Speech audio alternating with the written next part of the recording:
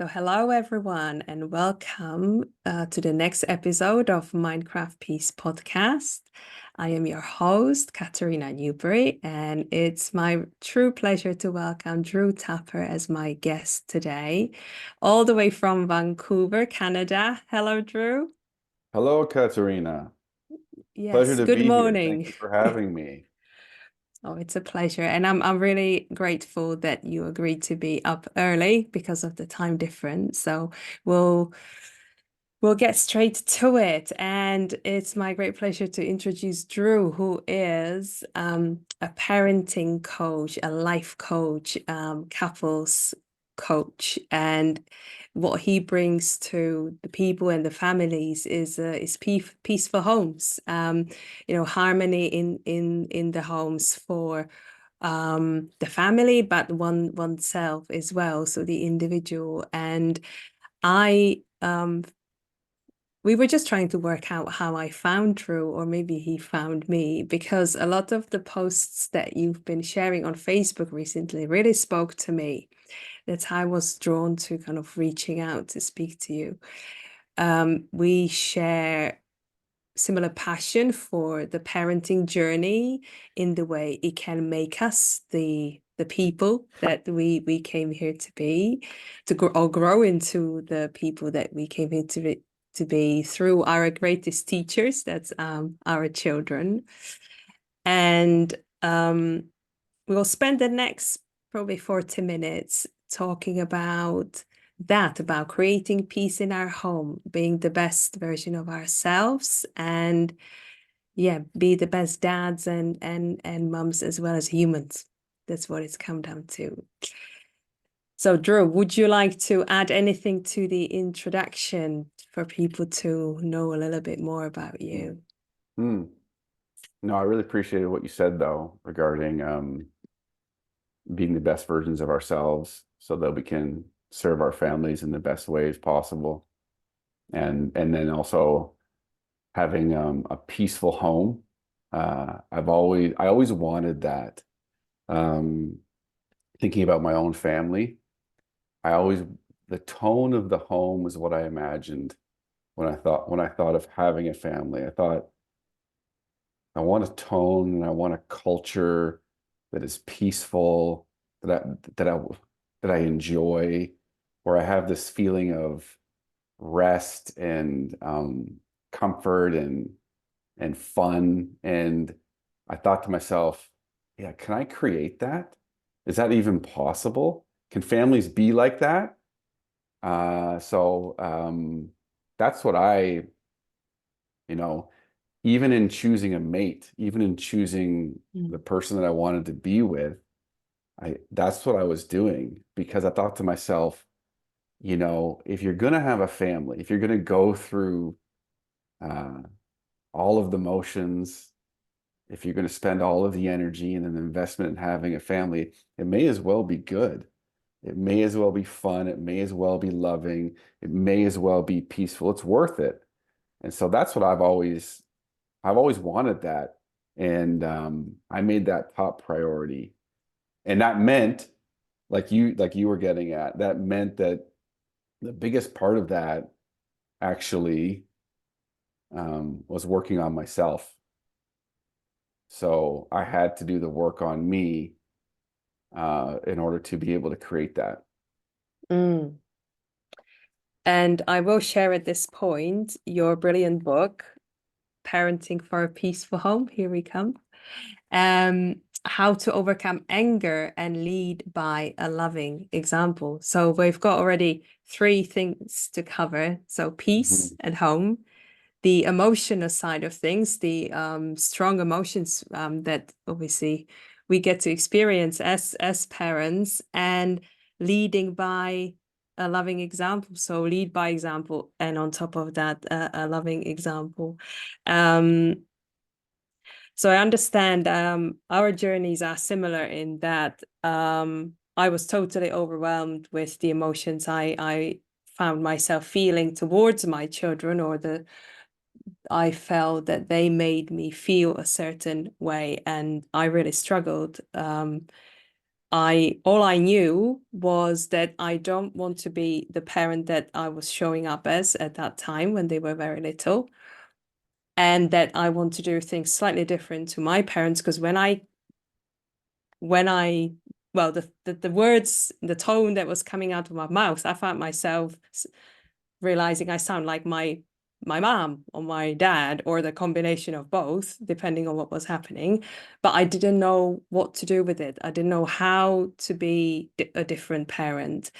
And anger has been my biggest challenge. The How has anger manifested itself for you as a parent? Hmm.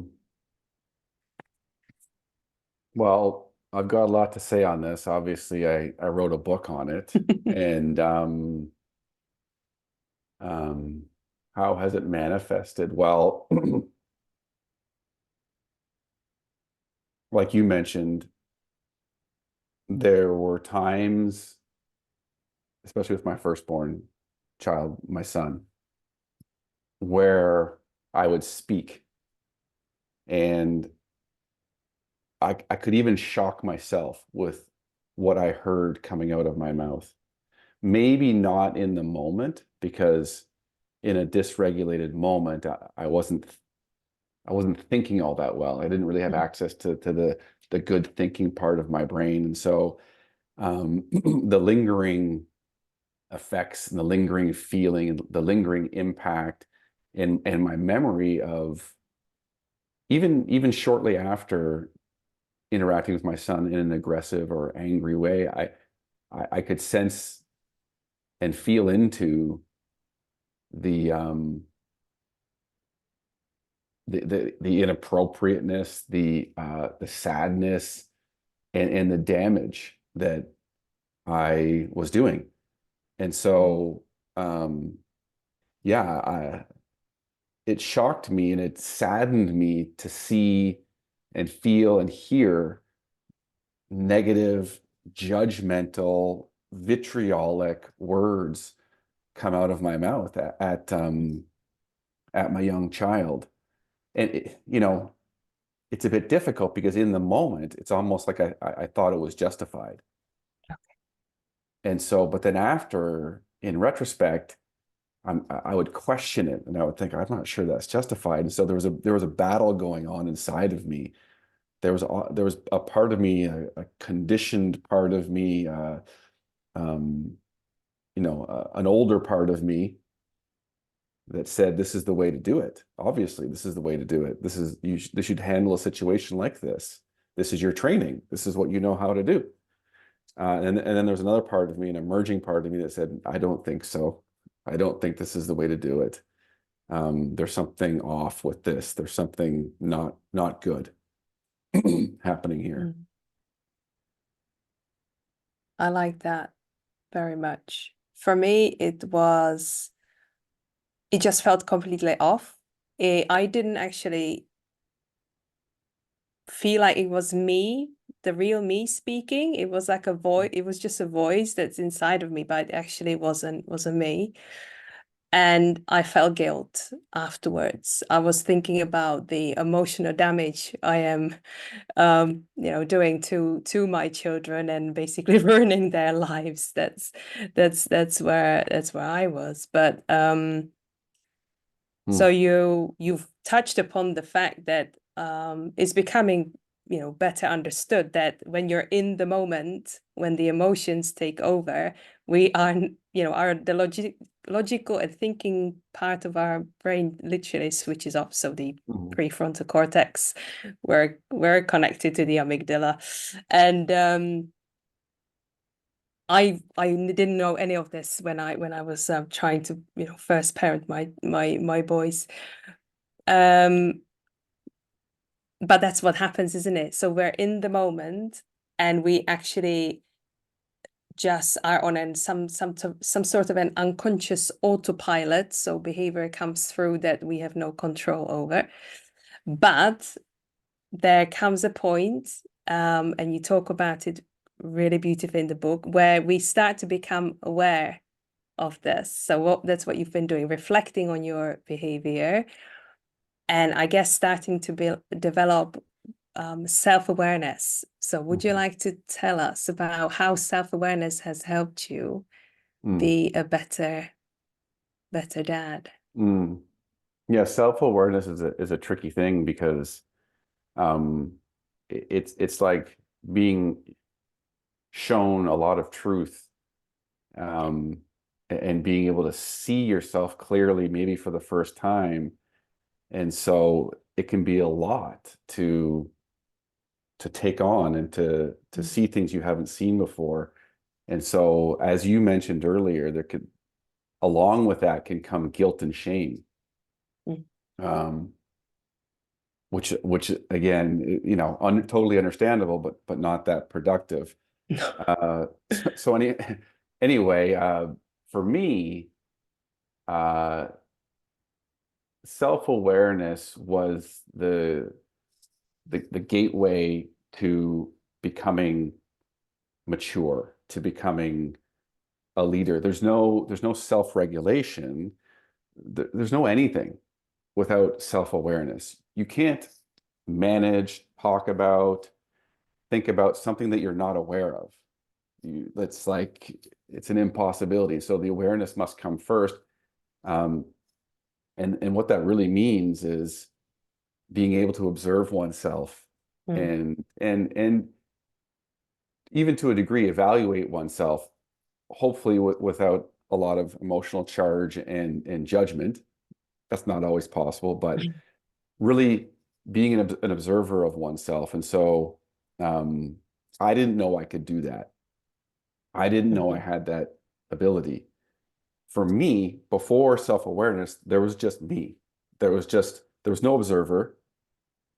There was just me.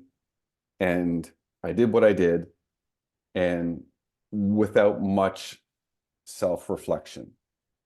And I didn't know that I could observe myself. I didn't know that I could observe, especially in a compassionate way. That was like, mm, you know, the next level. And so, I think I mentioned in the book that there was a moment where I was gifted this experience mm, from the universe where I left my phone on record for some reason, or it got the record button, the camera got pressed inside of my pocket, and it recorded a 3 or 4 minute long interaction between my son and I. And so I literally got to see and hear like a video of how I interacted with my son. mm, It's like how performers or how an athlete might get to look at the tape of themselves and their performance. So it's the same, almost the same thing. Unintentional though. And so I listened to it and I got to hear mm, myself and I was like, wow, is that what I sound like? And I can't remember exactly what it was. We might have been trying to get ready to go outside of the home. But what I heard was this tone and the subtext beneath the tone. And you've got to understand this. Kids don't, they hear, they get impacted by the tone of what you're saying, not necessarily the intention that you hope that they might receive. And so, in my tone, the way that I was speaking, the energy that I was speaking, the shortness, the impatience, I understood in that moment that I listened to the video that what I was communicating was something along the lines of like, you're not good enough the way that you are. Maybe even I don't like you. Now, mm, what like um, you need to be better. This is unacceptable. You're unacceptable. And this is to a small child, right? And so, what's that doing? What's the underlying message of that tone? What's that doing? And certainly I had to ask myself, how often am I doing this? mm, How often am I communicating like this? Because I was unaware that I'd been doing it in that moment until I listened to the recording. And so that was a gift for me to receive that. Hard to receive. Mm, I cringed while I was listening to the video. I cringed. Um, Difficult to metabolize, mm, to listen to and to be with. But I understood. I understood that there are messages that we're giving our kids in what we say, probably more importantly in how we're saying it. So that awareness was great. And then from there, I've grown my awareness so that for the most part, in the moment, as I'm being in the moment, I can be aware of myself. I can simultaneously be in conversation with you, be in a relationship with you, and be observing myself. So that's really great because as I'm observing myself, I can ask myself, is this how you want to be? Is there any other way that you want to be right now? And for me, what I'm working on right now, if I tell you about my growth edge right now, it's being in a way that's honest and loving, mm, which is what I've been working on for a long time. But I think that's probably going to be my thing, just to keep on showing up in that way. mm. There's several points I want to come back to. I'll start with the one that you just said about the perception of the child, very young child, of what they're being told, how they're being told, and perhaps the picture they're creating about themselves that they then take them with them into future life. And it wasn't until later I learned that from brain development and psychology, and other areas, that we create the sense of the world, whether it's a safe and welcoming and loving, or hostile and frightening, within the first 6 years, 6 to 7 years of our life. Even the first 3 years are even more important. And I sometimes think back and I just hope I have, there's always room for repair. There's always, it's not like a done deal. There's nothing we Mhm. can do about the damage we've done. But not so much now, but I used to wish that I'd learned all of this kind of as a younger parent, or even before, because, and I know that things happen for a reason. It happened exactly the way it should have, but it's quite cruel in a way from my perspective, that the greatest growth and the deepest kind of depth of um the stuff you have to deal with happen in the youngest years, when you're just learning as you go. You're exhausted, you don't really know what you're doing, you're learning on the job, and it's the most intense period, and it's the most important period for the child as well. So that's my first Mhm. point. And coming back to the leading with love and honesty, I've said before, and I know you talk about it as well, our children being our greatest teachers and the best teachers in self-development. Because one of the things for me in which I had to grow to embody the person I want to be was things like boundaries, standing up for myself, learning to uh say no in a way that is loving, and really put myself in the shoes of my children. So be empathy, develop empathy, and then I could see the beautiful ripple effects of that. So when I got to a point where, let's say, I learned that to a point with my children, I then was able to kind of apply it elsewhere. And I think that's the most beautiful gift that, those who go on this route of kind of embracing parenthood in this way can give is that it really then has a massive impact on the rest of your well, the people around you Mm. and the world we live in. Has it been like this for Yeah, you? totally.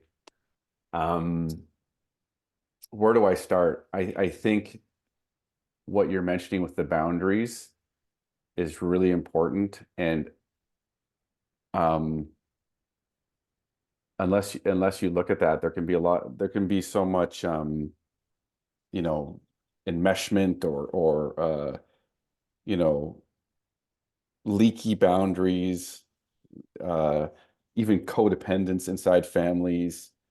And so, but because that is the case, and there aren't clear boundaries, that can lead to parents, moms, particularly, I think, being exhausted and resentful, Mm, and totally understandably so.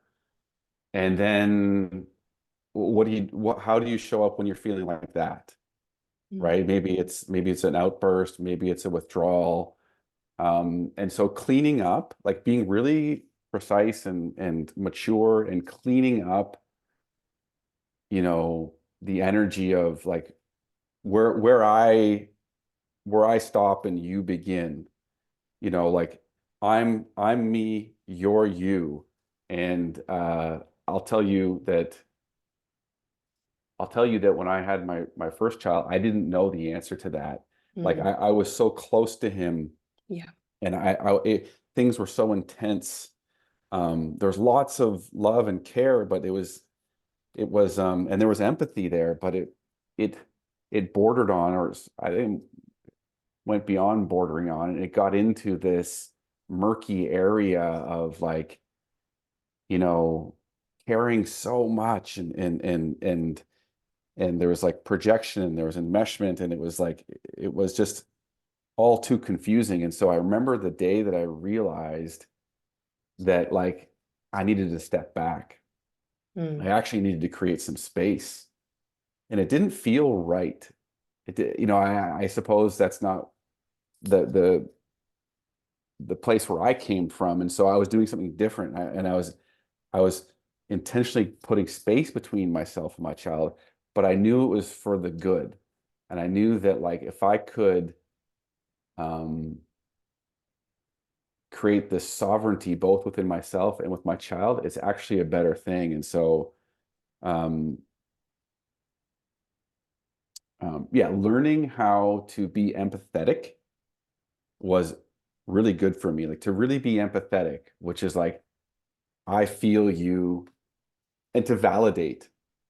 mm, I can understand where you are, but it's not my experience. And that's the sovereignty piece that's really, really important, which I think I know that I had a hard time dealing with my children's emotions because I didn't have that emotional sovereignty. And I would get activated and dysregulated because of their emotions. I couldn't separate myself from my mm, kids. And so learning how to simultaneously be really empathetic and to be able to validate one's experience, to learn that in the context of parentings, while at the same time retaining my own sovereignty, my own regulation. Uh, it has been really useful. It's been mm, really useful in the world. It's been really useful in my marriage mhm, because, I don't know if you know this, but I've worked with a lot of men uh, in marriage, and a lot of men, obviously this is anecdotal, but in my experience, but a lot of men don't have that emotional sovereignty with respect to their wives. They get caught up in their wives' emotions, and mhm, it's really difficult to be of service and to be loving and to be supportive, really, when you're caught up in someone's emotions. mm, And so it's been really useful for me. It's been useful in marriage. It's been useful in the coaching that I do. It's been extremely useful in the coaching that I do. I remember, at the beginning of my coaching career, wondering if I was going to get tired and exhausted and overwhelmed by people's emotions. Mm, And because of this training, really, inside of parenting and what that gave me, um, I didn't.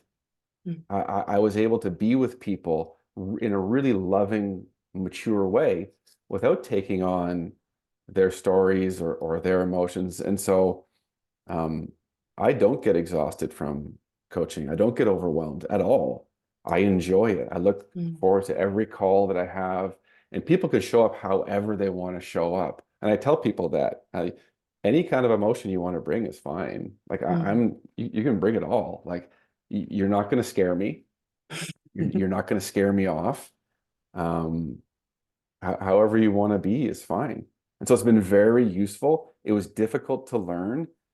And I remember, like I said, I remember the day where I felt like I had to create some space, some healthy detachment Mhm, between my child and I. And it felt very sad. It felt good because I knew this is what I had to do, but it also felt like something was dying inside of me. It felt like, oh my God, it feels like I'm taking away love here. There's going to be less love, or I'm caring less about my child if I don't act in the way that I've been acting. And so it was a difficult thing for me to grapple with, um, but ultimately good. And ultimately, I'm actually able to love my family and people more mm.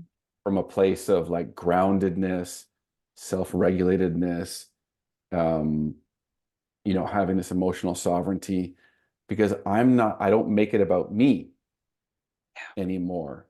Yeah. I don't get, you know, caught up in their emotions. I'm able to really validate people and hold space for them and Mm. let them have their experience. And as it turns out, I, as has been reflected to me, that feels like love. And so I didn't know that beforehand. And so that's been the thing that parenting has gifted me. That sounds like a true emotional maturity from what you're describing. I'm getting Totally. there too, getting there. Yeah. There's a couple of things again. One is I want to bring the partner, the husband, the spouse into this. And then just want to recognize that when I was able to do what you've just described, create a little bit of space and recognize this is kind of their stuff and this is my stuff, and Mm, create that little bit of space, that with it, that required me to trust and also recognize that my children basically are living their own lives, that I am here to guide them, but I'm not here to kind of smooth the road for them, or mm, protect them, because like I've mentioned in the beginning, my biggest fear was that I'm going to emotionally damage my children. But I learned it's not my job to protect them from that. That's part of life. Obviously that is within, obviously, the loving environment I am creating for them, as a parent. But this is not what parenting is about. So I just wanted to make that little point. And I yeah. know you do see children as very special souls. Your recent post about the sensitive ones, we could spend a lot of time doing that, but sorry, talking about that, but maybe we'll see if we've got time at the end. Because I do believe that the children that are born at this time are are here for a reason at this time, and they bring with them the sensitivities that maybe yes, are harder for people to deal with. Mm, Now let's talk about the partners. mm, So what is really genuinely interesting for me is that you're describing very similar experiences to me, whereas I am here as the mum, yeah, mm-hmm, and you're describing your dad experience. mm-hmm. So, what was it like for your wife? What was, if you're happy to talk about it, what was she going through? Because Yeah. the reason I'm asking is, like, it felt like I was doing all of this kind of development stuff on my own. Whereas my husband obviously did his absolute best, but he wasn't jumping on board with me. Yeah. And we touched upon a little bit earlier about how men especially can feel sidelined in the relationship, especially when the children are young, because the children are so engrossed with the care that they need from their mums. So I recognize that that may have happened to my husband, but what was the situation like in your house, in your home with your Yeah, well, wife? as you and I were talking earlier, having children, having young children is it's a big deal uh, in terms of the impact that it has on the relationship Mm. for the parents. Um, I probably, almost certainly, didn't appreciate the extent to which my wife was going through a transformation in her Mm. world. And I remember saying that to her later, like, I didn't really get this. Like, you're becoming a whole new person, and this is a massive shift for you. And I don't think she really understood it either, which is understandable. But as you're going through it, as one is going through it, um, I think what they need is a lot of love, patience, acceptance, support. And, you know, I did my best in that regard. And still, I don't think that I realized the degree to which she was going through a transformation, like carrying a child, the changes in the body, the changes in the mind, in the heart, in the spirit. It's wild. And then to give birth is a whole other thing. And obviously I'm there for it, but like, I'm not going through it. And I just, as in retrospect, looking back, I'm like, wow, that is a massive initiation into a world that I am not going to really ever fully experience. And, you know, I think it was difficult. I think it's a difficult thing, especially if it's not understood that it's a big change or appreciated as a big change. And as such, like patience and love and support is really required. And so that's one thing that like I notice, and I'm not going to speak for her experience too much, but that was my perspective of it. Mm. And I think that I've been it's been affirmed that that was to happening, like and so it doesn't knowing that might not make it easy for, say, the husband.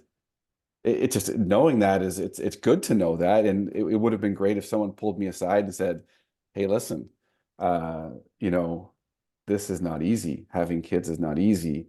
And things are going to change for you. Things are going to change for this relationship in a big way. I hope that I wish that someone had done that to a degree. And I was just excited to have a baby. I was just like, oh, cool, we're gonna have a baby. But That's would you great. hear it, would you I actually don't know if I imagine? would have heard it, but Exactly. Yeah. who knows? It's kind of this like wishful thinking, um, similar to your wishful thinking of I wish I would have known something Mm. different with my kids. Mm. Maybe I had to go through the experience to be transformed. But for me, like because I didn't fully appreciate that and I didn't fully have all the tools and skills and online, it was difficult for me. It was difficult. Like I was sad. There was moments where I was sad and frustrated, and along with being elated and feeling super loving. So the mixed bag of feelings. But there was moments where I was sad and I felt really disconnected from my partner, Mm. like really sad and worried Mm. that we had lost each other, Mm. that I had lost her, and that our relationship was never going to be the same again. So, yeah, and even to a degree, a panic degree at times, like, um, and I didn't always deal with it in the best kind of way. You know, when people get panicked and scared in that fight or flight uh, energies, it's the most mature kind of communication doesn't come out of one's mouth. And so uh, there were arguments, Mm. there were fights and disagreements, and there were there was both of us trying to express our wants and our needs and wanting to be understood in the moment and just missing each other. Mm. Um, and so there was like looking at the other person as if they were wrong and almost as if they were the enemy. Um, and so that was hard to take. That was really difficult. That was um, concerning. And it's certainly not what I wanted in terms of that image that I conveyed to you Mm. earlier in this conversation. Mm. That wasn't what I wanted. Um, Thankfully, we were both committed to the healthy upbringing of our son. Like that was the focus. Like we really both were like, well, yeah, there's problems between us right now, sure, but we're both actually going to make my son the highest priority. Mm. So that was a saving grace. We were both definitely in agreement for that. And and obviously we had just enough belief in marriage and each other to stick with it because we did. And for all the people listening to this who might be in a similar situation, it can get better, right? You can totally reconnect. I'm in a position right now with my wife that's probably better than ever. It certainly is Mm. better. Like the level of connection, honesty, communication, maturity is it's really rewarding. It's really Mm. great. Yeah. Yeah, rings true this end of the mic as well. Yeah. So we've mentioned you now support men, fathers with this aspect of life. You've mentioned to me before we started recording, a lot of them feel lonely on their own within their family unit. Is there anything you would like dads who feel this way now, what you'd like to say to them, or maybe give suggestions of what they can do? Yeah. Mm. Yeah. Yeah, yeah, it's kind of a funny thing to think that you can feel alone inside of your own home, but there are men who feel alone and disconnected from their families and not really involved and ineffective even when it comes to like the operations of the home or raising of kids. And what I'd like to say is that uh, first of all, I'm sorry that that's the experience that you have. It's a difficult one, and not a lot of men get empathy. And so I'm one of the people that give men empathy because if a man gets empathy, there's so much that can come from that. There's like self-awareness, there's like self-compassion, there's the experience of being empathized with. Mm. So then what is he able to do now better than he's been able to do before? It's like, oh shit, this is empathy. This is what it feels like. Oh, so he's able to take that into his family, which is great. So Mm. like I would say that I'm sorry if that's your experience. And if you're living with in your home with your family and you feel alone and you feel ineffective and you don't know what to do or how to make things better, like I get it. I feel for you. So that's the first thing. And the second thing is that it can get better. Um, you know, there's lots of things you can do so long as you're willing to be humble, open your mind up and ask for help. Mm. There are skills. This is not all spiritual, what do you call it? Woo-woo um, stuff. Like there are skills that you can learn to be an excellent communicator. to increase the connection in your home, to increase your influence, to tap into your own intuition that will serve your family really Mm. well. I think some men might not feel qualified with regard to like um, the input that they might have, and they may even feel at times like spoken over top of, or you know, trumped in a regard sometimes with regard to like how kids are raised, and it's like, yeah, that can happen. It doesn't have to, and I would say that there's a catch here. If you're in the situation, if you're a man in the situation wanting to have some more influence and not feeling like you know how to, it's not just about declaring something or you know, putting your foot down or anything like that. Like really becoming an involved, present, and connected man inside of your home is really about how you're being. And so um if you want if you want to feel more connection and you want people to trust and respect you more, how do you have to show up? Well, you've in my experience, you've got to earn that. You've got Mm. to show up. You've got to be supportive. You got to listen. You got to first give. And that's how people start trusting you and relying on you and seeing the value in, because if previously you've been disconnected or aloof or like judgmental, well, that's not that's not a great way to earn Mm. um, respect or influence. And so there's some parts of this that really relate to leadership.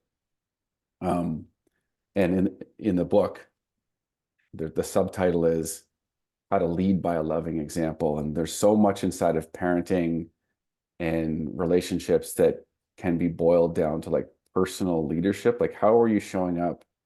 How are you leading your life? Um, so I've said a lot so far, so I'll stop there.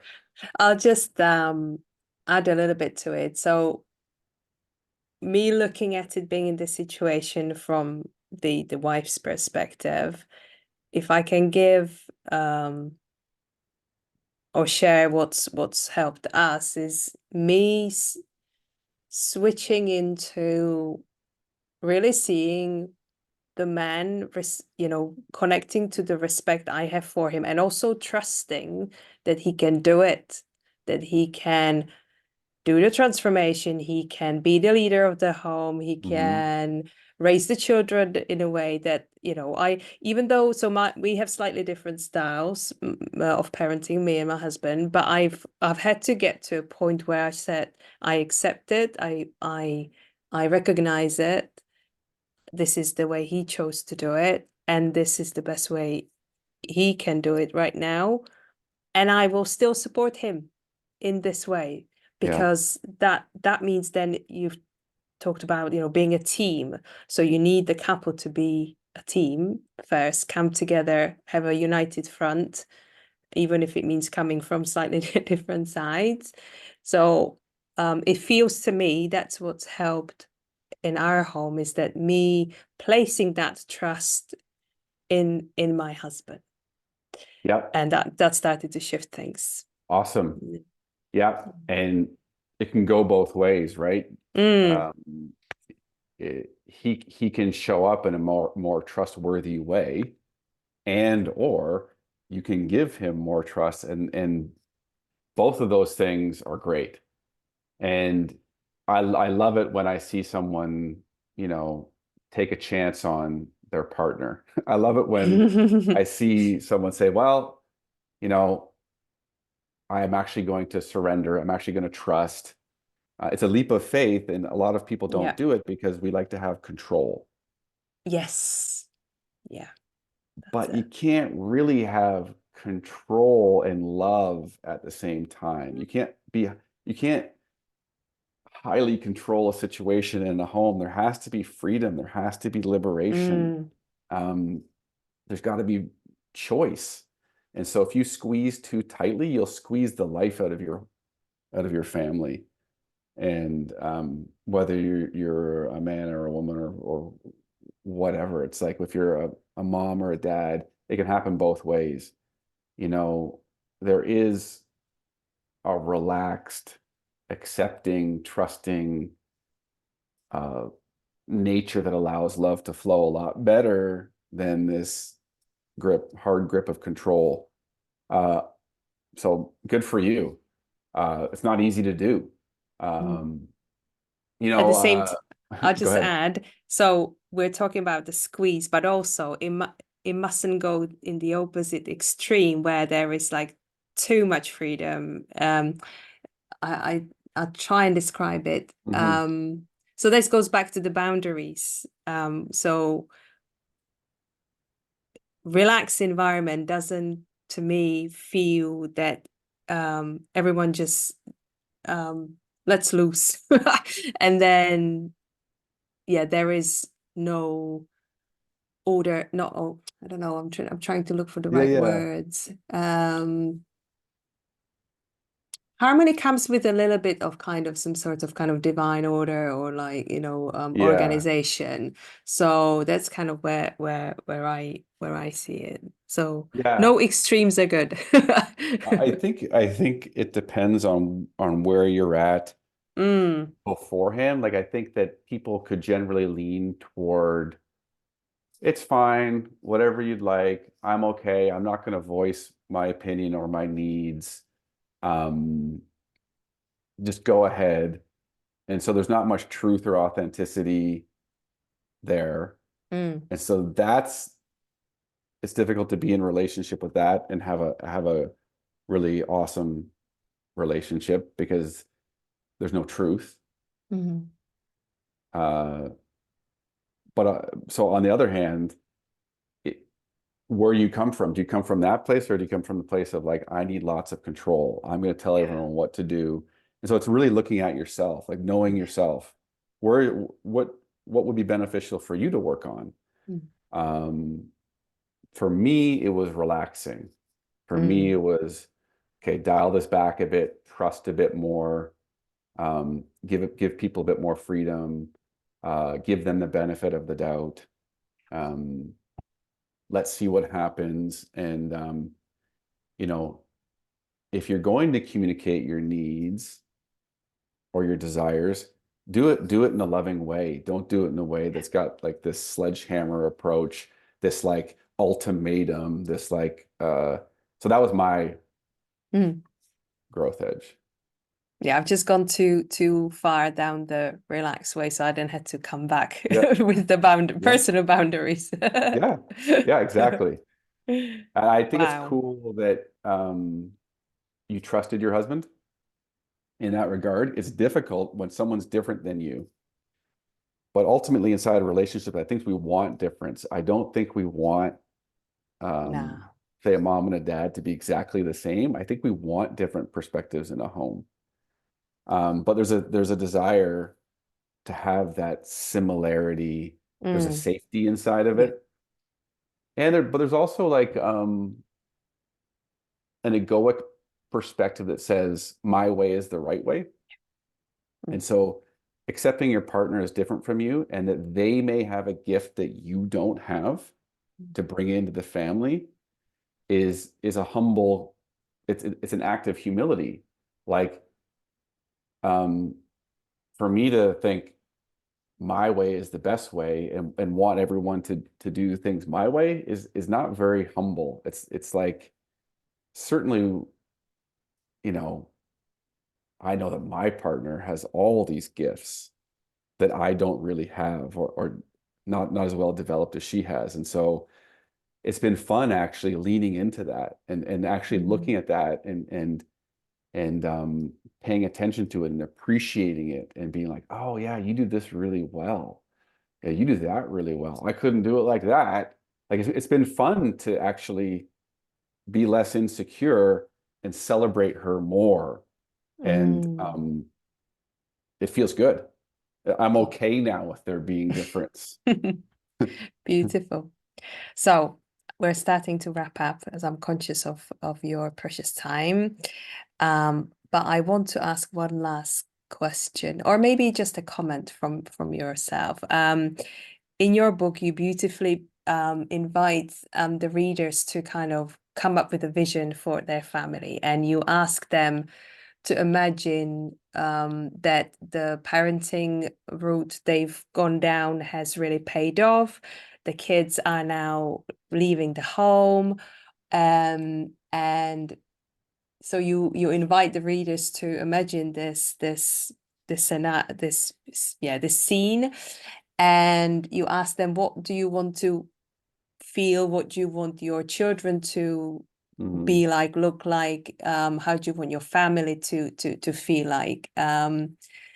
As you Would you share with us what your vision was, and maybe for a vision for the future of where we could be as a society? Should more Yeah, parents yeah. parent in this way? Um, the funny thing is like my vision was really similar to a lot of the people who I took through this exercise. It's strikingly similar what I hear from Mm, parents from all over the world. It kind of shocked me. I was like, wow, mm. really? We all kind of want the same thing? Yeah. When we slow down and there's this conscious space in which to explore a really heartfelt vision, I was shocked to see all the similarities. And so when I first did it, I looked into the future and I saw lots of smiles and connectedness and love in the body language and the eyes of Mm, myself and my children. Um, and so as a result of that, I saw an openness and trust and the safety to talk with each other and even let each other know like difficult things or hard things. And so it was like my kids felt supported and they felt loved, um, and that they could come to us and talk to us. So that was one thing that I saw. And then the other thing that I saw when I looked into the future vision was my my kids liked themselves, not in mm, like an egoic way, but they felt comfortable and confident mm, in who they were. And as a result, they were doing things in their lives that they felt connected to. They were hanging out with people that they felt they could be authentic with. And so that was the other piece was this self-knowing and this self-love and this self-confidence, which I just imagine setting them up really well for life.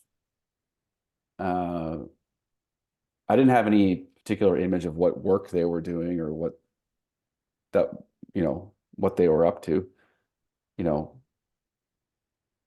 but those two things were present.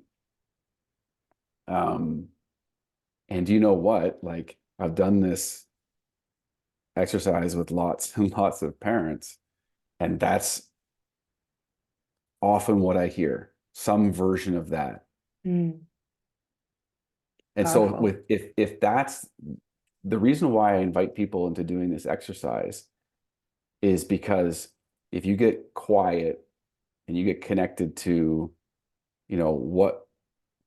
what your purpose is here, and then it gets manifest in this vision, and you can see it, and you can kind of feel it, and uh, really connect with it. If you feel the truth in that, if you're like, yeah, well, that's kind of it. That's why I'm here. That's why I'm doing what I'm doing. Like I would be pretty happy if that was the case. Mm, If that's true, then what do you do? How do you show up? Like, how do you parent? Like, if that's the vision, Mm. and if you kind of want to reverse engineer it in a way, then what's the plan? Like, because um, if that's really important to you, then it begs the question, like, well, okay, how do we get there? How do I get at least how do I give myself the best shot at parenting in a way that would lead us in that direction? And build a new world full of confident, happy um young people. Yeah, changing the Because world. Yes. exactly to that point, somebody who feels safe and trusts people and has like this um, secure attachment to their family and to themselves, and then also feels good about themselves and confident. Like I make the extrapolation that that person will do good things in the world almost certainly. Like it's just like it seems like, you know, a result that would happen almost Mm. automatically. Yeah, I feel the same Uh, way. Yeah. like, and it's not that I have expectations of my kids that they're going to save the world. It's just like I've experienced the truth that like being of service, um, being concerned with the wherewithal of my community, my family, the world, and trying to be of service to make that um, more peaceful, more enjoyable, uh, more fair, more liberated. Like it's been really rewarding for me. It's given me a sense of purpose and meaning that's and I've seen that not just in me. I've seen that in the eyes and in the energy of people that are like this. And Mm. so I have to believe that that's a probably a universal thing. Yeah. I think that's why we connected. Beautiful. Well, Drew, thank you so much for your time, for all your wise words, for all the work you're doing, because it is making obviously a difference, and we're investing into the future in this way. That's how I feel. Anything else you'd like to say to conclude? Hmm. Thank you, Katerina. I'd like to thank you. I'd like to acknowledge you if I can. Okay. I'd like to acknowledge you for your big heart and the loving and accepting energy that you are. Um, your stand and commitment for parenting and healthy families, and also your commitment and who you are with regard to service. This is an act of service, putting on this podcast, taking your time to do this and to produce it and to publish it. I admire that. I have learned to receive, or I am learning to receive. So I am allowing your words to be received. I thank you so much. It's been an absolute pleasure, and I think we should do this again sometime to get to talk more about other beautiful things. So Sounds thank good. you again, Drew. Yeah. Okay. Thanks, Thank you so Katrina. much. Thank you for tuning in, everyone. And you'll find out all about how to connect with Drew in the show notes. So thank you so much again. All right. Bye for now.